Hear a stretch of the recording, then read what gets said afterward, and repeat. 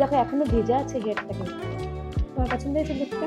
যেরকম চাচ্ছিলে? যেরকম চেয়েছি ঠিক তেমনই হয়েছে। আর আমি এখানে যখন আউটলেটটা হয়নি, আমি শিলিগুড়ি থেকেই দেখছি, এখানে হওয়ার পরে আমি তাও অনেকদিন পরই এখানে এসেছি। মানে তুমি যেরকম কল্পনা করে এসেছিলে যে আমার হেয়ারটা আমি এরকম চাই, তুমি এরকম পেয়েছো? একদম